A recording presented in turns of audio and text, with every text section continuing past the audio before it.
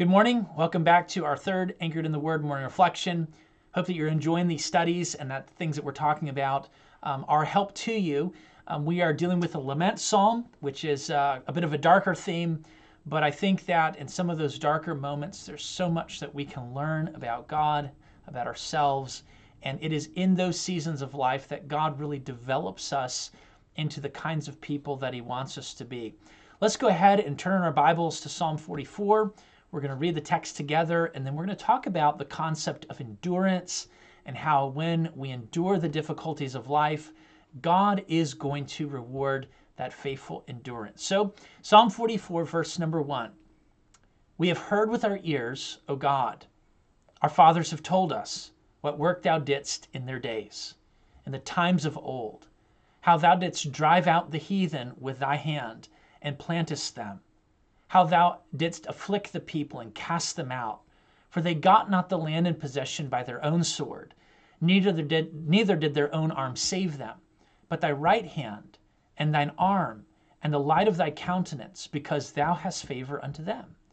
Thou art my king, O God, command deliverance for Jacob. Through thee will we push down our enemies.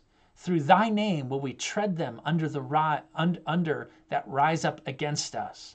For I will not trust in my bow, neither shall my sword save me. But thou hast saved us from our enemies, and hast put them to shame that hated us. In God we boast all the day long, and praise thy name forever. Selah. Let's go ahead and listen to this little section. Some of life's greatest tests of faith are followed by God's greatest testimonies of faithfulness.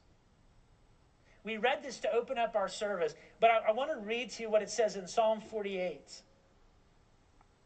Verse number 8, it says, as we have heard, so have we seen. Now, that's really interesting.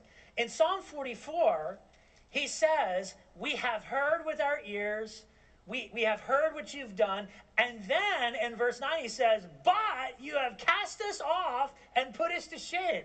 That's very different than Psalm 48, which says, as we have heard, so have we what? Seen. In other words, what God's done, he did again. And he did it in my life. This is such an interesting concept for us to consider. When we come through dark seasons of life, and we feel like we've been backed into a corner, and there's no hope, there's no way to get out, one of the things that can give us great hope is the fact that God uses those things to test us. And on the other side of that test, as we have endured and we have seen his faithfulness, there are things about his character that we will see much more clearly because we have passed through those seasons. And when we compare Psalm 44 and Psalm 48, which is kind of what's coming out in that little video clip, we see very similar language in the Psalms, but we don't see the same end result. In Psalm 44, the one we've been looking at this week, we see that as we've heard, we have responded to by trusting, but the result is confusion. We've not gotten to the end of the test. We've not gotten to the point where you step in and deliver. We are still in that period of time where our faces are in the dust, and we are overwhelmed by grief and fear and confusion and discouragement, and we don't know how it's going to play out. But then when we go to Psalm 48, we see, as we have heard, so now have we seen. And the picture that we see in Psalm 48 is a period in the history where these armies were gathered against Jerusalem. This happened many times in the ancient world, where these armies of the enemies would come and lay siege on the city, and all they could see as they looked over those walls were this massive body of people who were just choking out all the resources of the city and choking out their ability to run and to hide and to get away from the enemy armies. And eventually, as the siege carried on for a long enough period of time, people would begin to get sick and weak and die of starvation. And then they would come in and they would decimate the city. And it's hard for us to even imagine how terrible it would be to be living through such a series of circumstances. But in Psalm 48, He's talking about the people seeing that reality and then seeing God's miraculous, unprecedented deliverance. And as the people walk around the city, they go, God has done it. Just like God has done it in the past. And we have heard from our forefathers.